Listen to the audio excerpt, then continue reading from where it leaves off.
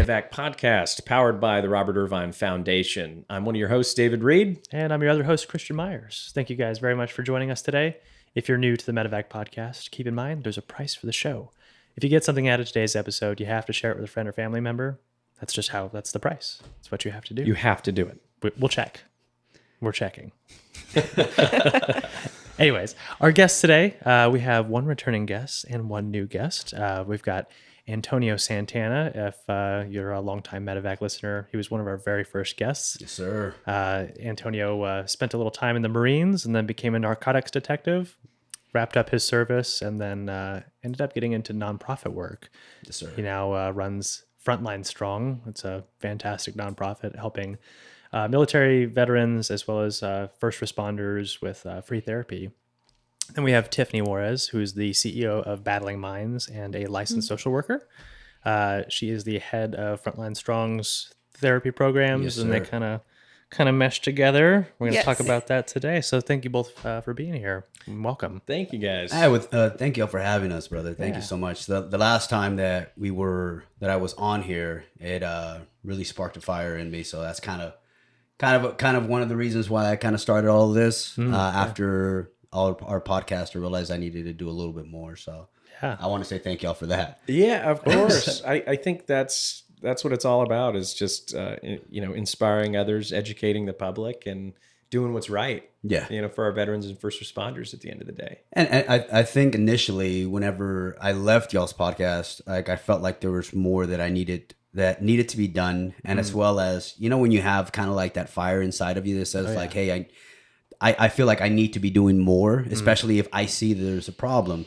And initially, it was just we started off as kind of like a podcast as well, kind of like y'all just kind of talking about what was going on with the frontline community, veterans and stuff like that, and the way mental health really, really looks like, in the aspect of it's not this sugar coated mental health, like you know what I'm saying, like in society the way it looks You have like to tiptoe around it. yeah, you kind of tiptoe around the problem. It really isn't that way. It's kind of it's dark, and we wanted to talk about that. But the more and more that we were talking about that within the podcast, the more and more we realized that there was a lot more that needed to be done. And here we are seeing the problem, but we're not doing anything more about it. So that's how we kind of, myself, some of the other people that were on the podcast, we kept talking about how, in the frontline community as a police officer, you see that they have problems, but you kind of tiptoe around the problem, and it's more of like a community thing. Like, if you speak up, you might get, put in, what do you call it? Like on desk duty, or it seems more as a punishment than it is as if you're doing something good. Like, oh, well, I'm kind of messed up right here. Maybe you can help me out. They're like, oh, well, if you are, we'll take you out of your specialized unit. Yeah. Well, we'll do something else. So it doesn't feel as if when they're doing that it's about getting the help. Yeah. You know what I mean? So that's why we kind of created this. I think that's a really important piece, is that we have a tendency to focus so much on the physical. Yeah. And the physical maintenance, exercise, all this, personal health that you're doing. And we don't focus on the mental capacity ever. And you truly hit it on the head when you say you get punished for that. Yeah. You get punished for going to your superiors in the military and saying, hey, listen, like, I'm having a hard time right now. Well, let's just strip away your wings. You're no longer flying. Yeah. And that is the biggest thing that we were seeing, is that a lot of these individuals were hurting. And the problem with all of this, man, and we really want to be frank about it, it's the community. We need to change the mentality of the community of what a police officer, a first responder, what it looks like when it comes to what's important. We like you said, we emphasize a lot more on the physical aspect and not about the mental aspect. Yeah. These guys see trauma every single day. Every single day when they're on shift, they see trauma every single day. And here we are thinking that they're just going to get over it. And it's not. It's going to build up on them, and it's something of what we're seeing now on the statistics of suicides within the frontline community. We'll start seeing more of that for suicide. So it's more and more needs to be done, gets to be done for this. So that's why we started this. So initially when I started this, I had no idea of how I was even going to be able to do providing free mental health for frontline workers and veterans. Like, It seems first like of all, a big undertaking. it's huge. Yeah. It's huge. And then for the aspect of free, it's sometimes it's overwhelming. But with everything, I was able to, God put the right people in my path, and put Tiffany in my path. And the thing about me and her, we kind of look at each other as at myself. I don't look at myself as I want a seat at the table when it comes to mental health or therapy. I want to change it. I want to look at the gaps, all of the things that are missing, that are causing our frontline community to suffer, and I want to fix it. And I forgot, how do we call it? So I always say that I'm a change agent. Yeah. And then Antonio likes to say he's a game changer because he doesn't like, he's like, change agent. I don't know if I like that word. So Yeah, he'll be like, game I'm a game changer. changer. There And you go. so for me, before I met Antonio, I was working with frontline workers as a licensed clinical social worker with Battling Minds. We started in 2020. Okay. And so I think some of our differences in seeing why frontline workers need assistance is I have worked with a lot of different populations, people with severe mental illness. My team works with homelessness. And we work with a lot of people in the community, those who are coming out of jail and prison and different places. And then I've also worked for like the city and the state. And in doing all those roles, first responders are involved in all of that. Yeah. And so one of the things that Antonio often talks about is the impact that it had on his family when he was struggling with his PTSD and not getting help. Yes. And with his depression or anxiety or different things that are coming up for him. And for me, as a licensed clinical social worker, when I look at our system and our overall system, when people are struggling and you're a frontline worker, your nurse, your doctor, your social worker, police, fire, EMS, and you're not taking care of yourself, we're affecting everyone. And in affecting everyone, we continue to perpetuate a system that is causing harm instead of wellness. And so for Battling Minds, the work that I chose to do when I started in 2020 was working with frontline workers so that I could impact the larger community. And we provide services to the larger community as well. But we're very interconnected. Yes. And so humanity, we're interconnected. So when you're not well and you're showing up and, doing crisis or a service for someone and you're not showing up well, it's going to impact other people. So I think that's something that is important to look at and think about. And as we look at doing more and providing more services, it's also looking at culture. So doctors have a high suicide rate. Nurses, police, fire, frontline workers, we're providing services, but on top of that, oftentimes we don't know what's coming to us, right? If I'm working in a hospital, I don't know what's coming in. Even as a therapist, you show up in my office, I don't know what you're bringing. I don't know the feelings that I'm going to have when you're talking about certain situations that have happened. I don't know how you're going to respond to me. As a social worker in the community, I've worked a lot of different places. I've had people yell at me. I've had people threaten me. I've had, just a lot of things. And we don't know the circumstances we go into. And then oftentimes we're overworked. And whether you're a police officer, or firefighter, nurse, or doctor, your hours are hard. Yes. And sometimes you don't have a choice. Yeah. And I say sometimes, most of the time, you don't have a choice. Yeah. And they're like, you're coming today. And you're like, but I want to go to Disney World. And they're like, it's not in that red book. Yeah, but I've worked 7 12s in a row. It's interesting that the more that you're in the capacity to help, the more they expect out of you. I feel like when it comes to those, frontline positions, as well as the military, they're working you to the end, to the very end. And if you think about it, man, like, okay, so like we got some statistics from First Help. So last year there were 229 police officers that were killed in the line of duty. 152 of those were suicides. Wow. And so First Help has been collecting data for the last 6 years. Out of all of those suicides, 300 of those were veterans.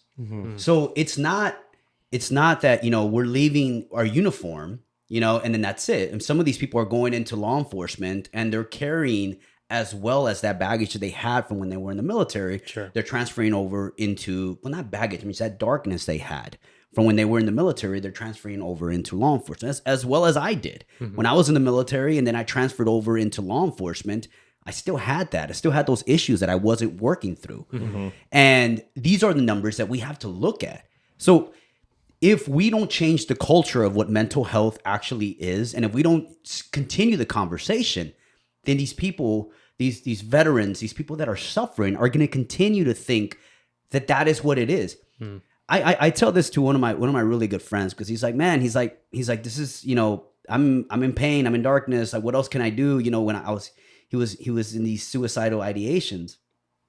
It's like the only thing that I can think about is killing myself. And I'm like, you have to understand though, as long as you have a heartbeat, you can be able to change your life. As long as you are breathing, you're able to make a change in your direction. We have to understand that even if we went through the pain that we went through and we went through the darkness that we went through, it doesn't have to stay that way. We can finally say, hey, you know what? I don't want to have this life anymore. I don't want to have this suffering where I am putting it onto my kids or I'm putting it onto my family. That's the reason why we started this, because it's not just frontline workers and veterans and that it's everybody that's impacted with you being in their lives. Tiffany alluded to one of the things. The reason why I included spouses and children are because my family was affected with me just being in their lives. So my daughters having me as a father affected the way that they viewed life, the way that they reacted to anxiety or to depression, because I was their father. To swallow that pill is extremely difficult. Because I know that because I wasn't strong enough to say, I am going to stop this and I am going to go and get the help that I need, I changed their direction of their lives. I changed their perception of their lives. So that's the reason why this is important. We have to continue this conversation. We have to change the culture.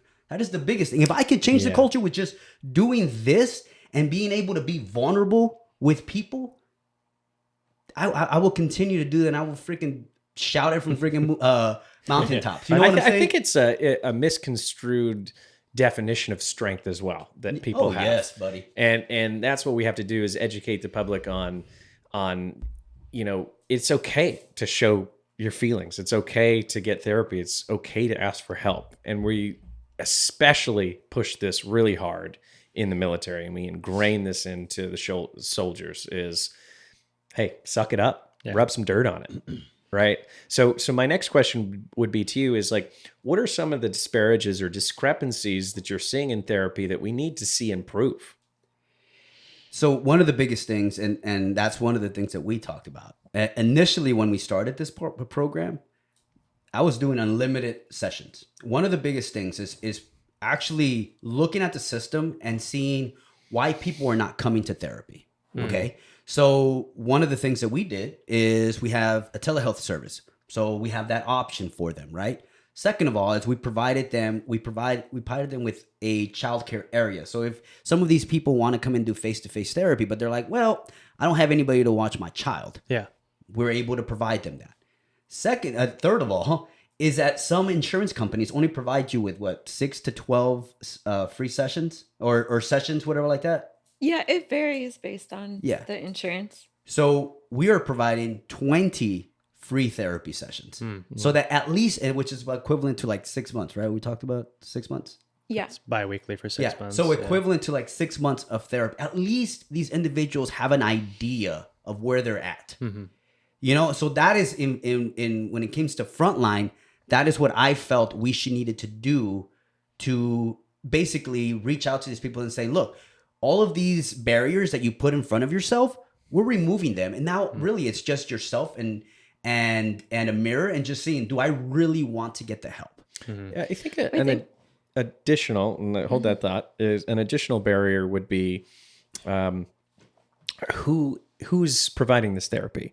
You know, my question would be, is what are the qualifications? Because that's what I look at, and that's what a lot of people look at. Why am I going to go to the VA and talk to someone who just got out of college that has no experience in what I'm dealing with? Why am I going to listen to them? So, and I know that's something that you guys work on, is, you know, that peer-to-peer is very, very important. Yes. Go ahead, Tiff.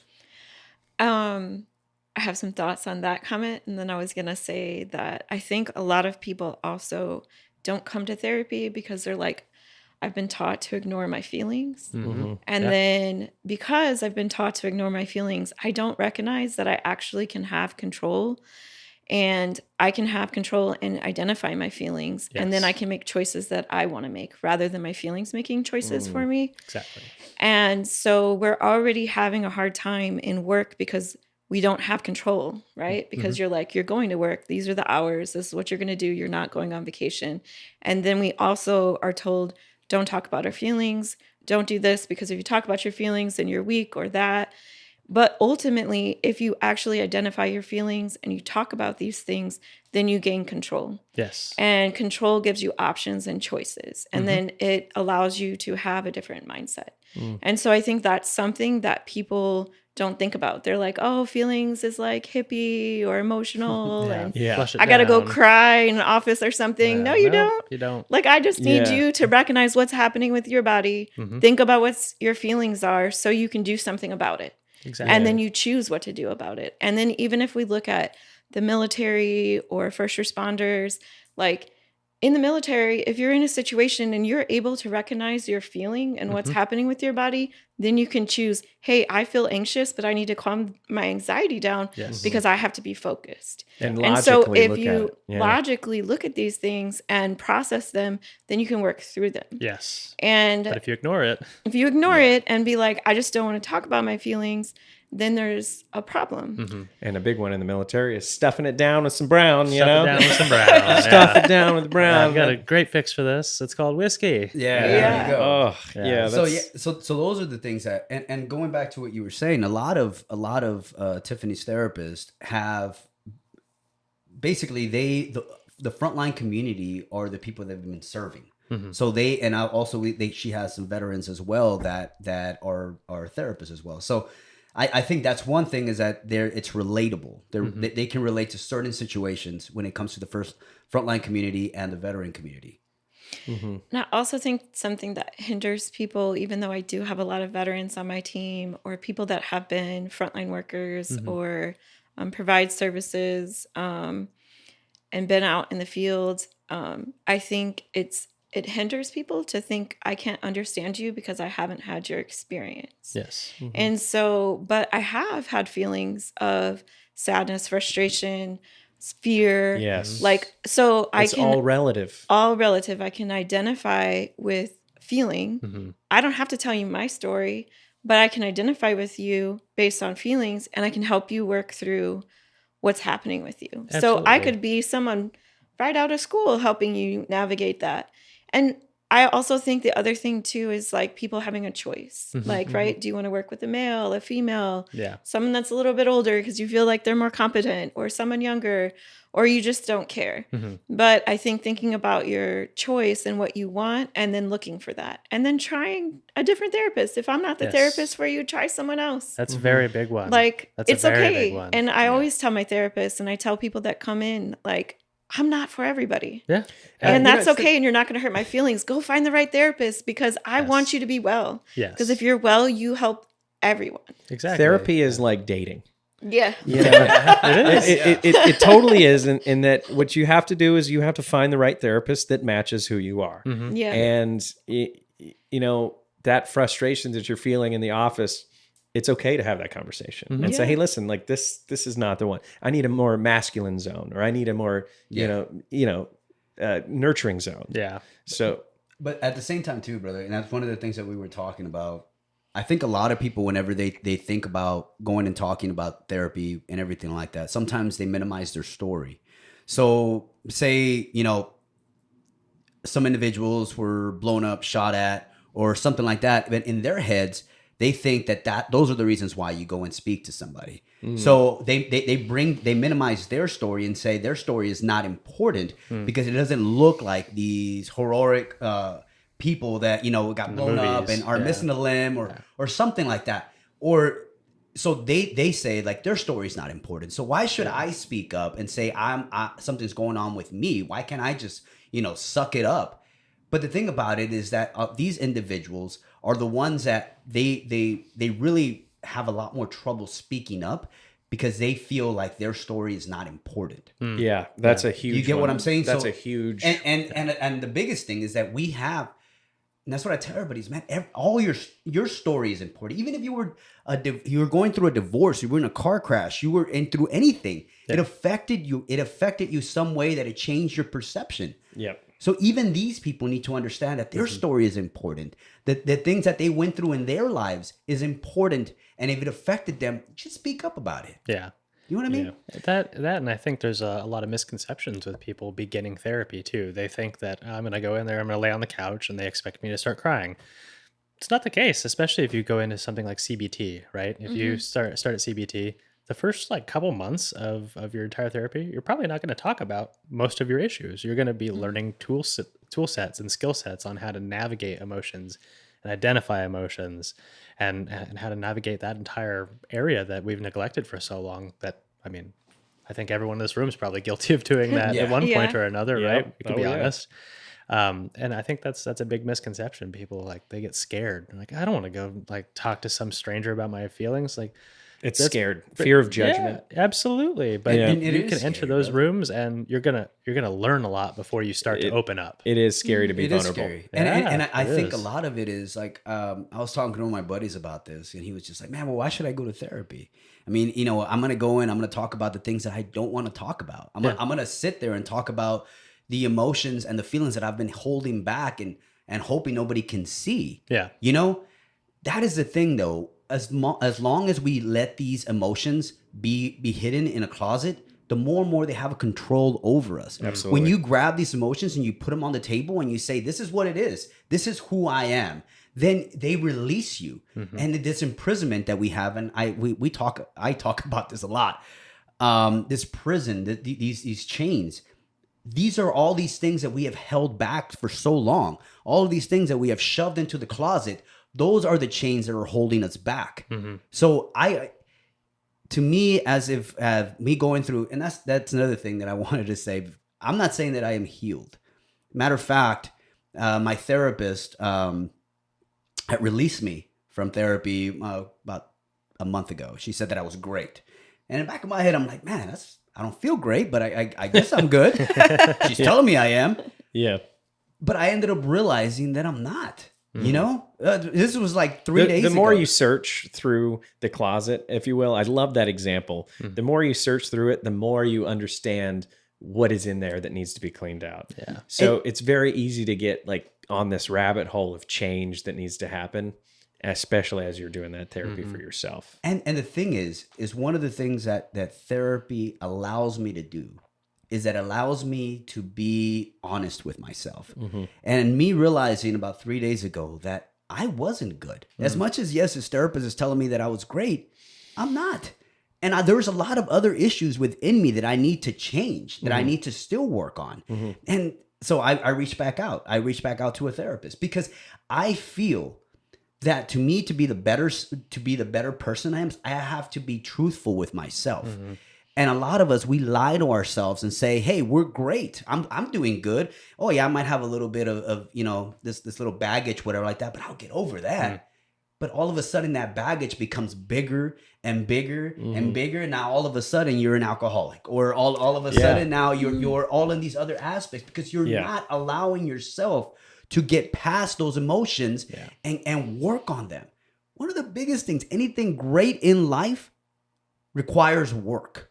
Requires work. A marriage, a relationship, a friendship, a business, any degree, hobby, anything. Anything. It takes work, it takes training to get there. And I think that as you get older, a lot of people just are done. They don't want to train anymore. They don't want to educate themselves anymore, and they stop learning.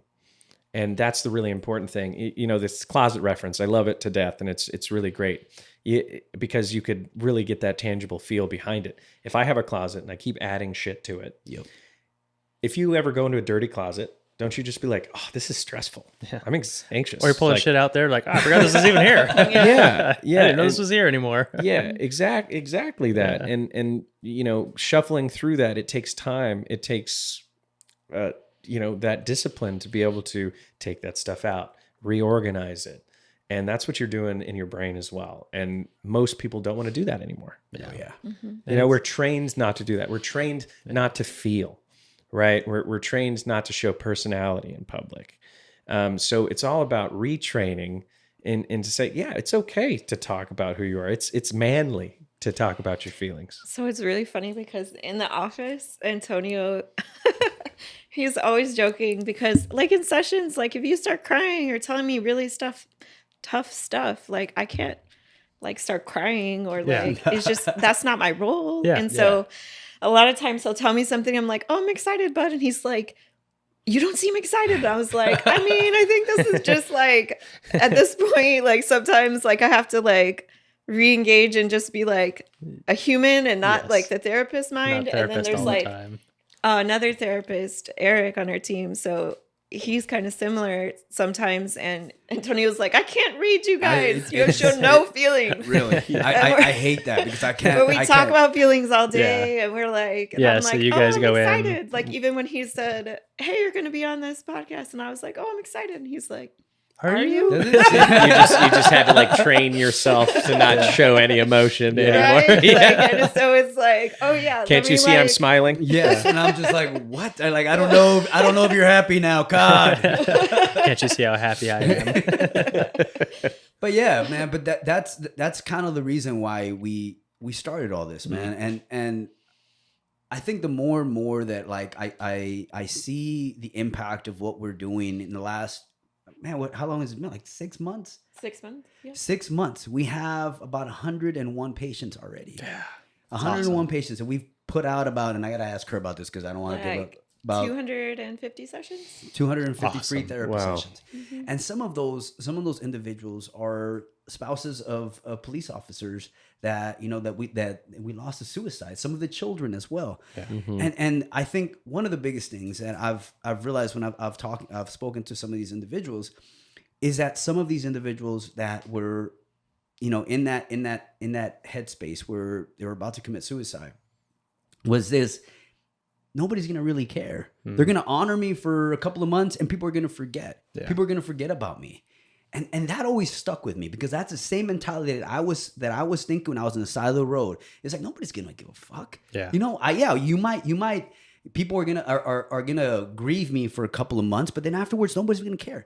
But the biggest things that we don't realize is that the impact that we're leaving on our families, the impact we're leaving on our kids, the impact we're leaving on our wives, and then now everything they have to go through. Now they have to become a mom and a dad, and now the kids, they're like, did I do something wrong? There's all these questions that are now become lingering, and all of those questions become pain, and all of those questions affect them later on in the future. Yeah. It's the ones they leave behind.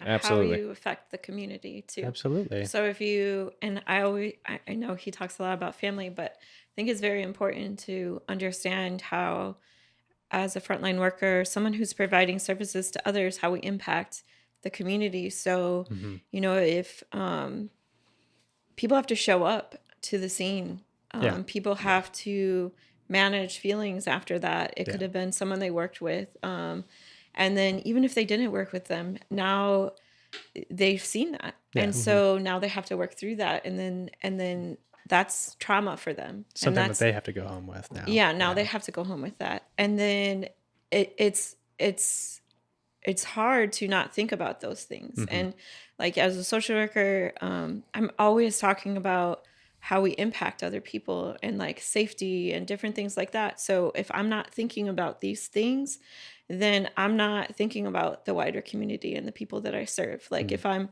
going out to spaces that are putting myself in danger or harm's way, then I'm also allowing potentially other people to be harmed by trauma. Sure. And so I think it's important to think about the larger community as well and how that impacts everybody.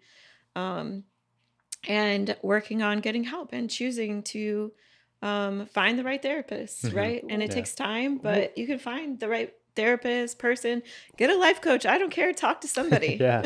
Anyway. Doesn't have to be therapy. Like go to life coaching and then decide to do therapy because your life coach is like, okay, this is like, whoa, like, I don't know what to do about this. Let's like get some basic structure and then go to therapy. Right. What do you think makes it so hard? Like, you know, if you're contemplating suicide, you know, your options have obviously been exhausted. Why is it so difficult for them to say, hey, like, let's give this a shot. Let's just like, hey, talk to somebody real quick. Do you think it's access? Do you think it's just giving up? And with me, I can only speak on my behalf. For myself, it was the darkness of telling you that there is no other way, telling me that the only way for this to go away is death, is for me to remove myself out of this world. That's the only way, but that's your mind lying to you. And when I always talk about community, I think us in our communities as being a law enforcement in a veteran community, whatever like that, we are told this, and we're repeatedly told this over and over again, that the only way to survive is to just let it, basically, like you said, stuff it down with brown, whatever. Yeah. It's the same thing. But all of that in the last minute, it's when we were in the military, nobody ever said initially when we were in, nobody ever said, go and speak to somebody. Nobody ever said that. It was always just stuff it down. Yeah. So and then also too, being in law enforcement, it was the same thing. It was just stuff it down. Don't talk about it. Sure. Yeah. So if everybody that that you've gone through in the military and in law enforcement are telling you just to shut up, Rub some dirt on it, and not say anything, what options are you really leaving them? Yeah. Instead of death. Yeah. So this is a failure on society's level. And the thing about it is, what does we have this perception of what society what we should view, we should be how we look like in society. Okay, all these Instagram reels, all of these TikTok, whatever, everybody thinks that life looks that way, but it's not. That is the best possible moment captured on camera. And yes, nobody. That's one angle. Yes, and nobody is going to show how hard it was to take a picture with your kids, and it looks like you're having a great time at the beach, but really, I mean, the kids took 3 hours for everybody to look at the camera. Yes, it is stressful. Yeah. Our perception of what life looks like for an individual is completely the problem. It's skewed. Mental health is, and that's the thing, is like the last few years, I think mental health become now a topic because we are seeing the problem of not saying anything. We're seeing the numbers of suicide rates going up. We're seeing how children are being affected in schools. And I think now it's becoming a topic. We have the data now. And that's we have the data as much as you say that, there are still some frontline community that are not reporting it. So like for firefighters, EMS, corrections, and dispatchers. And I had to check on this because when I was looking at the information, I was like, that just seems like such a little amount for suicide for this frontline community. So for corrections, it was for 2022 was 8 suicides, firefighters 17, EMS 3, dispatchers 2. That sounds way too low. So when I called Mikey Murata, which is one of our friends who is First Help, he said that those frontline communities they do not report suicides. Why would they? It makes them look bad. Big time. Yeah. Big time. And that's the biggest thing. And one of the things that Mikey said is like, if individuals out there, know of a suicide that happened within those communities, to report it to First Help, because that's one of the biggest things that they do is they have people that are verify these deaths and stuff like that, because the fire departments, the EMS, all of these other departments are not reporting. So the numbers don't look crazy because they're not reporting. Because they're not accurate. Yeah, that's frustrating. At the very least, too, is when we're trying to roll the capitalist chain, sometimes it's easy to forget about the ones who are working for the company. Yeah. And for ourselves, as me and Tiffany always talk about, is that, and I love the way that she said it, is that these individuals are out in the community. And as much as say, if you don't think that, police officers, firefighters, all of this, are like, wow, well, they needed to get over it. They're the ones they're providing services to you. Yeah. Mm-hmm. So when they are hurting, then the services that they provide to you might not be as great. Yeah. So we're all, like Tiffany said, we're all interconnected within the community where everybody's interconnected. Yeah. So why shouldn't we provide them with the help that they need?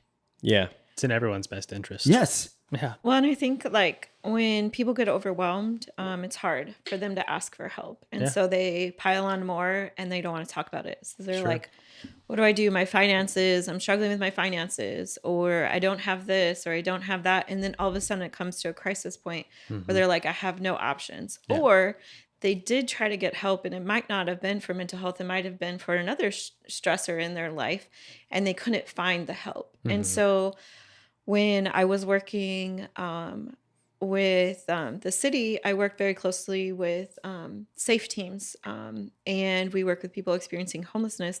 And a lot of times when I was working with the officers, they're like, well, I dropped them off somewhere. They chose not to get help. But the thing is that systems, a lot of times that are there to provide support and help, are like going up against a brick wall. You got to you have to fill out this paperwork. You have to have this document. You have to remember this. If you don't have these things, then you have to start over. And there's a time frame for it. You got to call this number. You got to be on hold for like 3 hours. You got to stand in this line. You got to do this. And you got to just keep jumping through different things. Yeah. And even for someone who isn't struggling in that situation, it's hard. Yeah. And so when you look at someone who is trying to get help and feeling overwhelmed, they're like, I've tried everything. Yeah. I just quit. And like quitting could look like, I don't want to do this job anymore. And quitting could look like taking your life. Quitting could look like, I'm going to just drink. Yeah. I'm going to ruin my marriage. I'm going to not pay attention. I'm going to sleep more. I'm going to be depressed. I'm going to do X, Y, Z. And then it dramatically changes how your life looks. Yes. That's an interesting point too, is that's that avoidance behavior too, is the more overwhelming and frustrated you feel, the more you're like, fuck it, I'm out. Right. I think that's, there's a police officer from Chicago that he was on our podcast, and he told me this scenario of a police officer that was in Chicago that was retired, and he had lost his family because of the job, because of not getting help and everything like that. Lost his family, and he would call in the middle of the night, like at 12 o'clock at night, whatever like that. He was already out of law enforcement, so he lost his community, he lost his family as well. And now he gets out, and now he's left to just fend for himself, try to get help. And somebody like us that is avoiding the problem and says like, oh, well, I don't have a problem. Of course, they're not going to go out and get help. So he was calling dispatch at like midnight just to get some interaction with somebody, drunk as hell, and was just calling to get that connection with somebody. That is the biggest thing that I've seen, that sometimes we put ourselves into these jobs, right? And sometimes taking that oath, and that's the biggest thing, is like, your job should not determine how your life is. You being a police officer, you being a firefighter, you being anything, it shouldn't determine if you're going to have a great relationship with your family, if you're going to be divorced 4 or 5 times, if you're going to become an alcoholic. It should not be determined by that. So we need to do more in changing the community, changing the conversation, not just telling them, hey, I'm giving you the training for this. Yeah. It doesn't matter. It's a piece of paper. You know, it's a video that you have to watch. But if you don't believe in that video and if you don't believe in that piece of paper, it's nothing. Yeah. Because they will understand that and they will feel that because the community needs to change. Now these people are taking this oath that says, you know, to protect our community, but who is protecting them? Yeah. If your supervisors and your community within that organization does not believe in mental health and actually really wanting to help you, then you are left alone. Yeah. That is the perception that we need to change. So us providing this and being vulnerable, me and Tiff always talk about this because I feel like I'm very vulnerable. And I wear my feelings on my sleeve. And the reason why that is because a lot of us don't do that. A lot of us rather show this perception of what a man looks like. A mask. This mask. And and that's the thing though, brother. That's one of the biggest things is that we go in life, we go out of society, wear this mask. Where it's really effed up is when we wear that same mask at home. When we are wearing that mask for our family. We when continue the lie ourselves. Yeah. Yes. And now, do we truly know ourselves? Yeah. And I think that is right on the head with that one, is do we truly know ourselves? And what are we telling ourselves? Yes. You know, that self-talk, those intrusive thoughts, you know, those are the detriments to you. And that's what's preventing your change. We're our own worst critics. We're so brutal on ourselves.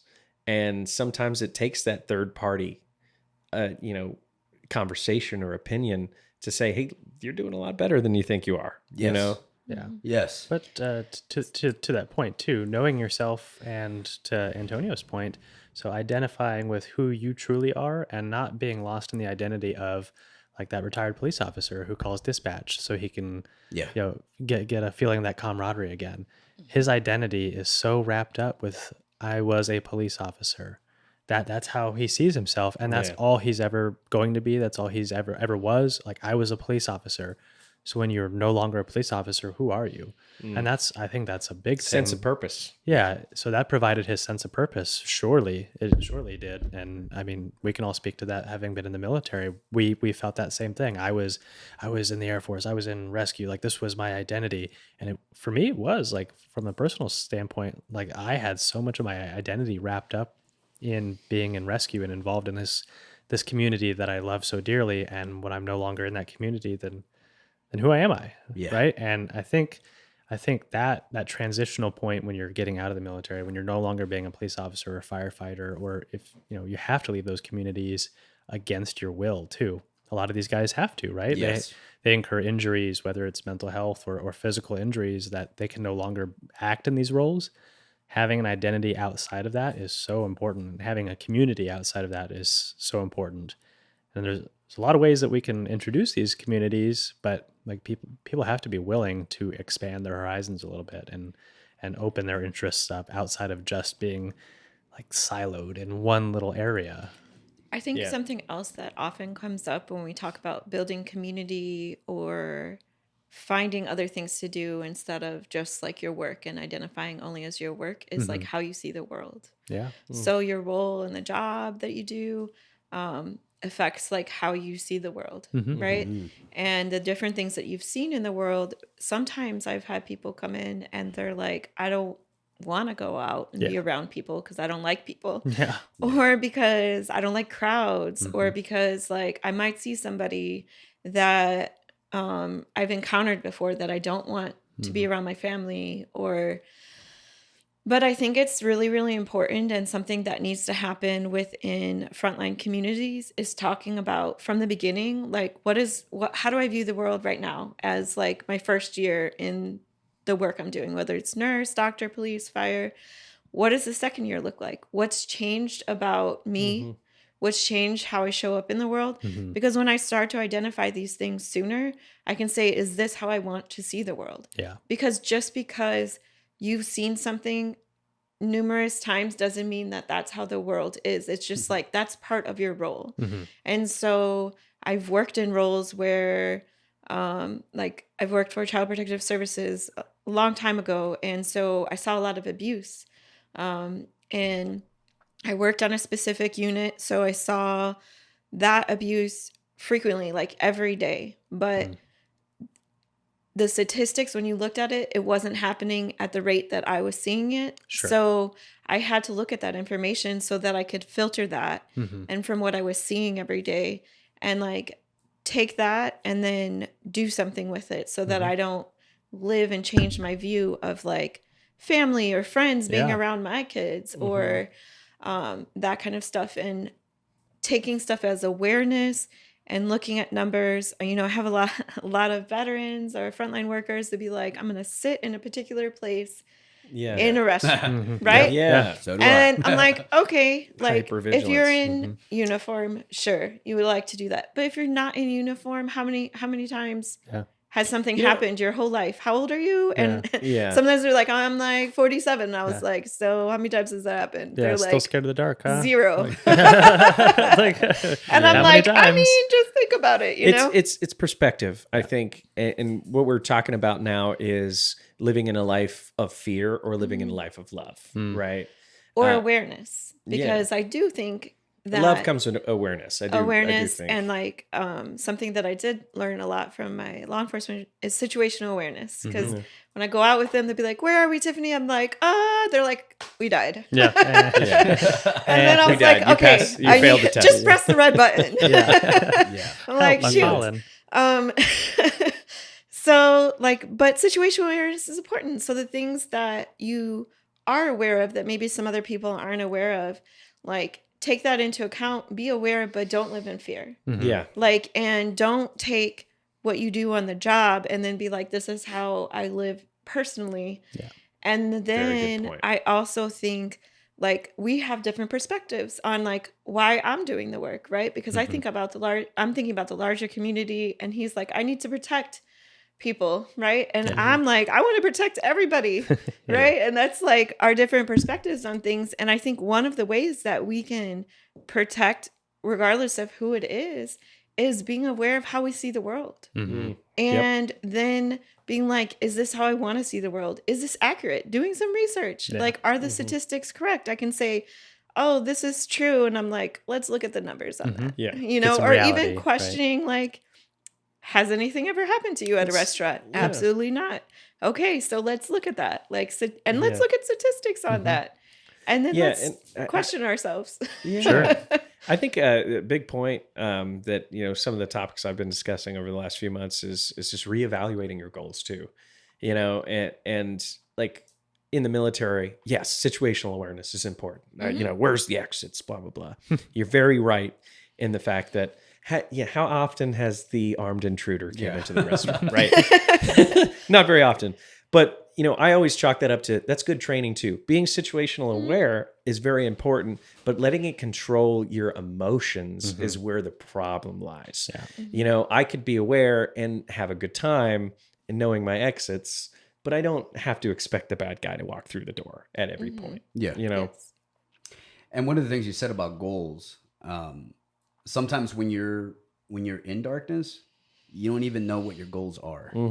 Because you are more focused, and I tell this to everybody, is like, they're like, well, I don't know what I want to do. I don't know if I can get out of this. And the reason why that is because we're focused on the problem. We're just focused on that darkness. And we don't realize that there's been light around us the entire time. So whenever I tell somebody like, well, you know, I'm telling you, there's light at the end of the tunnel. They're like, well, I don't see it. Yeah. Prove it. Let your eyes refocus. Let your eyes refocus on something else. And I am telling you, you will start seeing light at the end of the tunnel. And that's it too, is the path is sometimes too overwhelming and all too consuming to understand that there's light at that end. Yeah. So sometimes what we got to do is look down and put one foot in front of the other. And then eventually we see the path that we're paving. That is exactly how you start. And people say like, how do you start? You just start. Yep. I had no understanding of how it was going to start anything like this. And when people asked me like, how'd you start this? I was like, I just started. Yeah. You know, I realized that there was a problem and somebody needed to fill that gap. And I just did it. And the thing is I've had the right people around me the entire time. And nothing that I have done, I have not had the right person in my life. And the reason why that is I'm a faith believer here. So I always feel that God placed everybody in my life to be able to create this. The day that I met Tiffany, I had another individual that I was going to meet. I was texting 2 people at the same time and I didn't save their numbers, right? So the other person didn't have therapists. They didn't have a therapy community that I can, that could help me create this. Mm-hmm.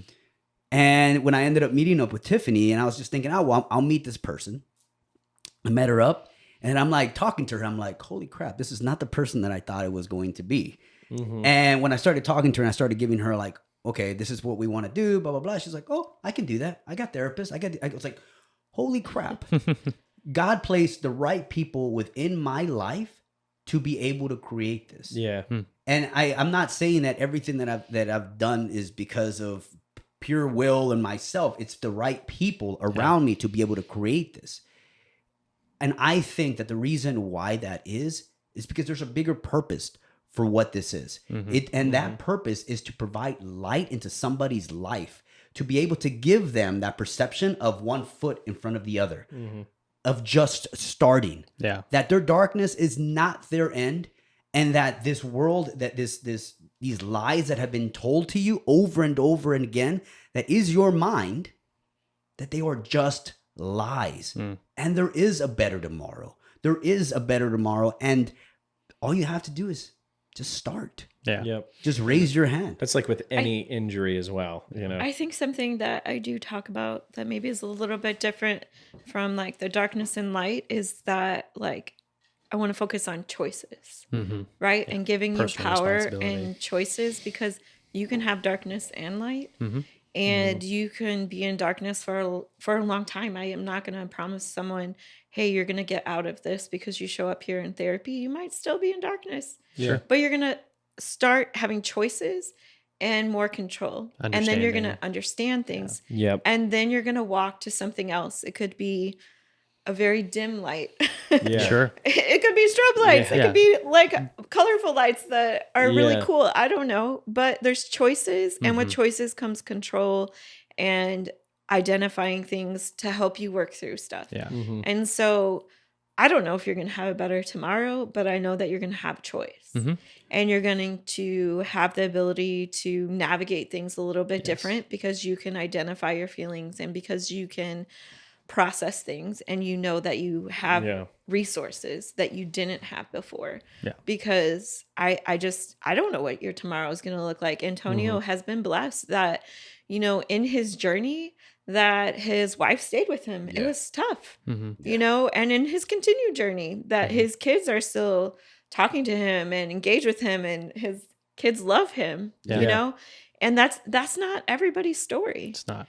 And that's okay. It doesn't mean that your story can't continue to be different. And you should never compare as well. No, right. We shouldn't compare. We never compare. That a lot. And everybody does it. Everybody does it. I think it's really important to note that it's okay to be going through a dark phase. It's okay to be in your darkness, because that adversity that you're facing, if you have that perspective and realize that that is a learning moment for you, you are going to come out stronger.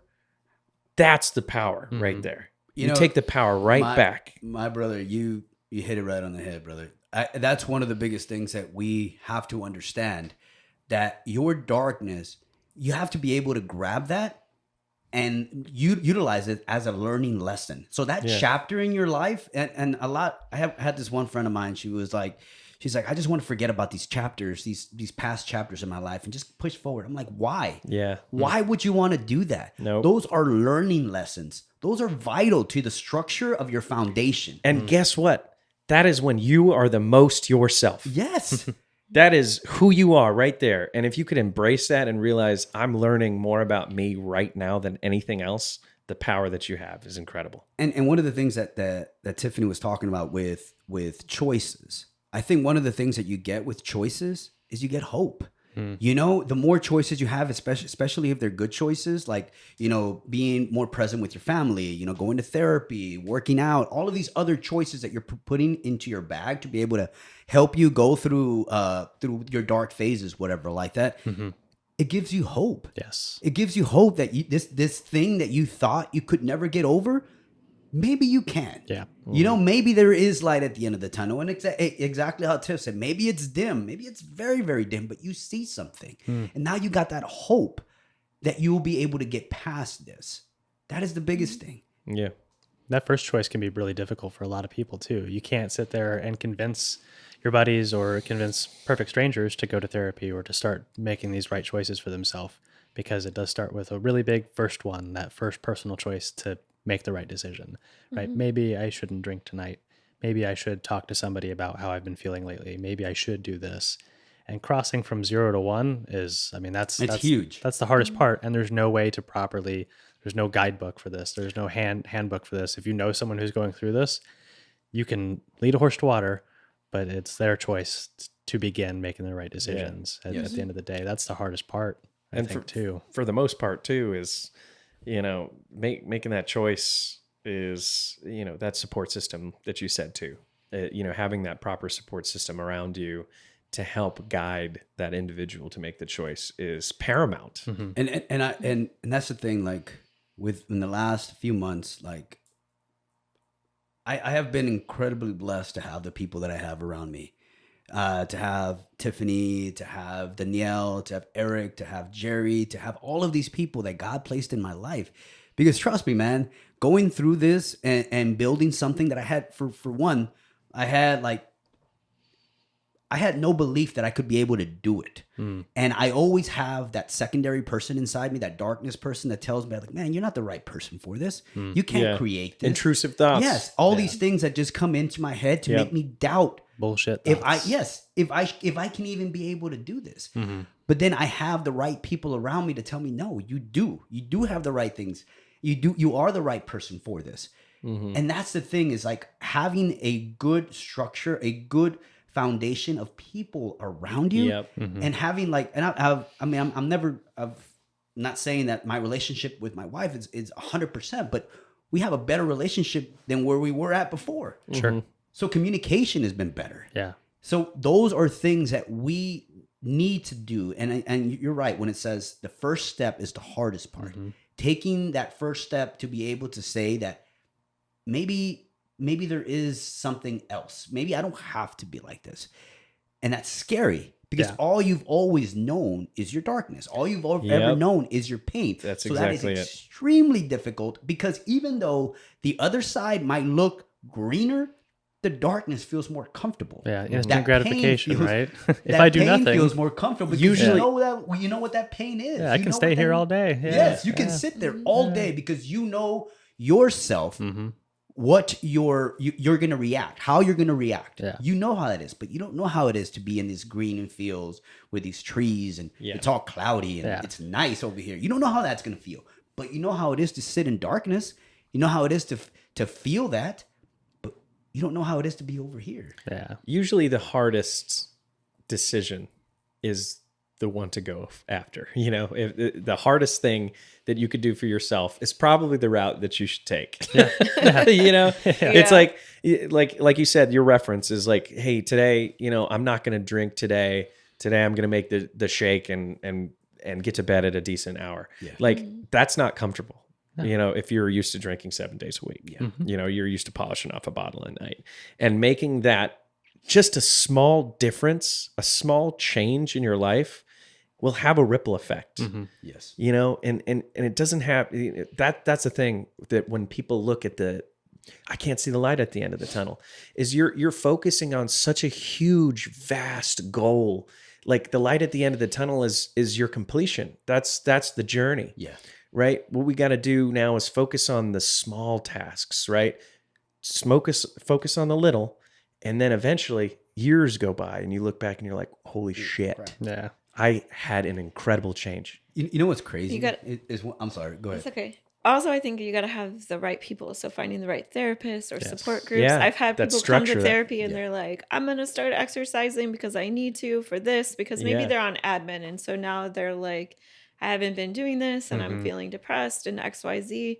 They come in for a few sessions and they're like, I'm like, did you exercise? Did you go walking? Did you do something? Yeah. They're like, nope. And I'm like, We're gonna do a walk Every and talk physical session. therapy Like, patient out let's there. go. Yeah, we're gonna go do walk and talk today. You're gonna start Yeah, exercising, That's and they're great. like, what? Accountability. Yeah. And I'm like, yeah. I mean, either you're gonna do it like you said, or we're gonna do it here. Let's go walk. Yes. You know. Accountability. That is And I think huge. that's important. I was like, or you could keep doing the same thing, and I'll listen to you every week, and you tell me the same thing. I mean, Yeah. we could do that if you want. And then they're like, all right, fine. Which and accountability is huge, and that's one thing that I loved about therapy was even with my closest friends sometimes wouldn't hold me accountable like I would be like I would need to have, right?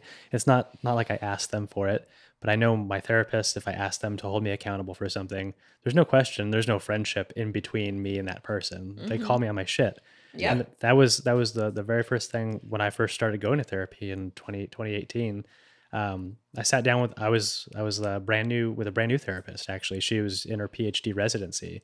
So to your point, Dave, like having somebody who you can reference and somebody you can relate to in certain aspects, it can be good, I think. But for me, it wasn't what I needed. I didn't need somebody who could relate to the things that I've been through. Yeah. I needed somebody who knew the shit that I didn't know. And that was all the tool sets and the skill sets and somebody who would hold me accountable. Those are the two things I needed in a person.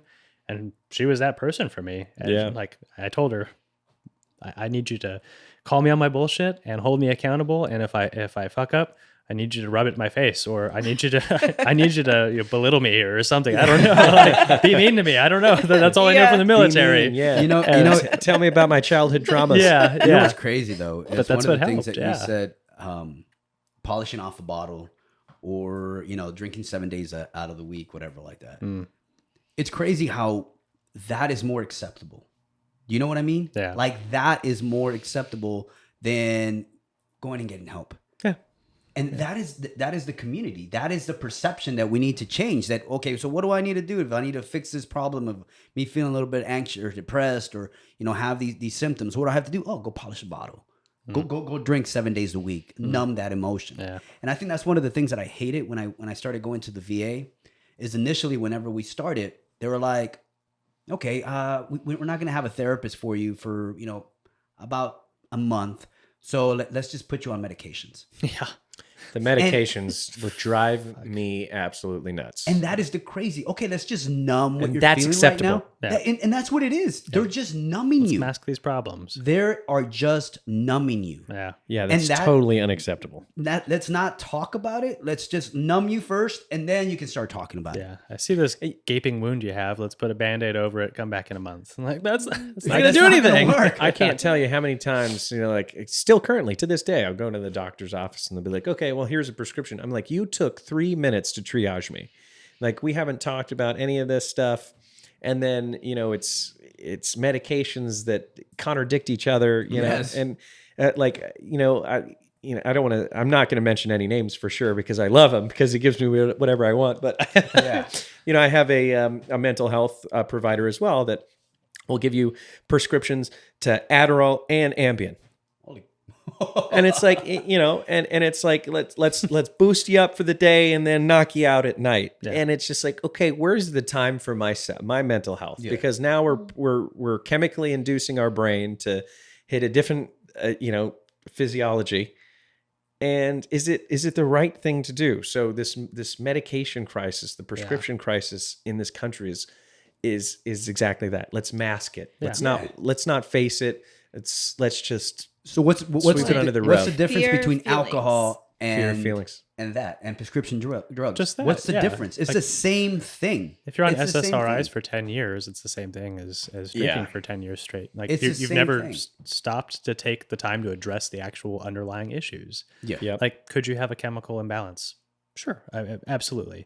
More likely than not, and like these studies are published, the brand new studies showing that SSRIs are actually more detrimental in a long-term effect, greater than a year. If you're on them for more than a year at a time, you will have like depleting returns. Great documentary on Netflix, by the way, that Oh, just yeah. came out about The this. Xanax. Yeah. What was that one called? Something about Xanax. Xanax, I think.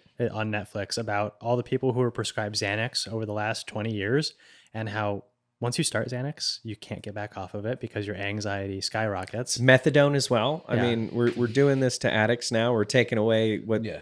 and it is is quite insane. But that is a topic for another discussion. That's a whole 2 hour, 3 hour discussion. I'm not saying that antidepressants are bad, but that's the first step that they took. Let's not exactly what you said. Let's not talk about what's going on with you. Let's just medicate you. Yeah. You get what I'm saying? So yeah. You okay over there? Oh yeah, adjusting. Make a huge noise over there. Adjusting my microphone. Oh, that's great. I think we should definitely do this more. We should have you guys back on, to really talk about the difference and the impact you're making. 6 months, still relatively getting into the feel of things, but 200 plus sessions is amazing. 100 plus individuals that you're impacting. It's incredible. Love to have you back on and really continue this discussion of mental health in the future, because our audience eats it up, it just goes to your point is, you don't have to be a military. You don't have to be a frontline worker. Like, you could see your best friend get hit by a bus, like walking down the street. And that feelings that you're having internally are the same feelings that I was feeling at war. It's just interpreted in a different way. And we can't compare our stories to others. So, just having you guys sit down and talk about this stuff, our audience is going to be like, you know what, maybe it's time for me to go. One of the things you said, brother, everybody's darkness is different. Yeah. Everybody's darkness is the same. It's different, but the feelings are the same. Yeah. The emotions you feel from that darkness is the same. So that is what I can relate to you about. Exactly what Tiff said. Exactly. That is what's relatable. Yes, our stories, the situations may be different, but the pain and the emotions that you feel from that situation is the same. Yes. Yeah. Anxiety, fear, all these emotions that you could associate. It has nothing to do with the definition of what happened. It's the result of. It's the result. Yeah.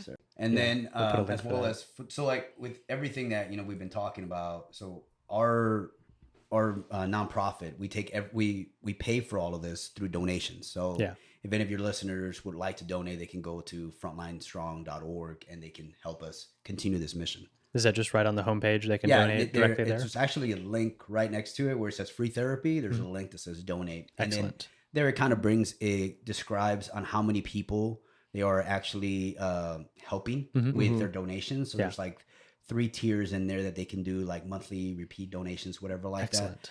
But that's how this is able to happen is through donations. Okay. So, and if they need to apply for the programs, they can do that right on your website right there. as well? We have one of the things that we pride ourselves in is that we're able to get these guys seen within 2 days. The VA system right now takes about 3 months. Yeah. Some situations that I've heard it's been a little bit longer than that. But we've been able to get our individuals seen within 2 days. Okay, that's phenomenal. Amazing. Yeah, and then you guys are also on social media. Yes, sir. Yes. We're on Frontline Strong. Frontline Strong nonprofit. Okay, excellent. We'll have links for that in the description for all this.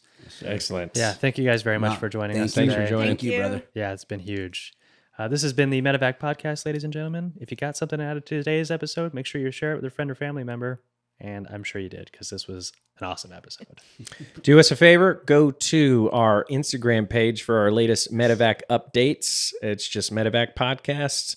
We're going to be keeping you guys in tune with the latest and greatest upcoming things. Thanks for tuning in. Bye.